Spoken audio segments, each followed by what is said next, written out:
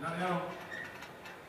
Salen junto a los competidores de esta densidad de camino participante número 1, sujeto del número 500, 2, Solonero, 5, Intermelo, cuarto ubicación número 6, Mercadera, quinta ubicación del 7, Fortunoso, más atrás el 3, Poder de Inicio, la marcha 4, Botan, competidores que están enfrentando todo a Ilustre de la Tira, que el 2, Solonero, Chep, ¿quién golpea ahí la?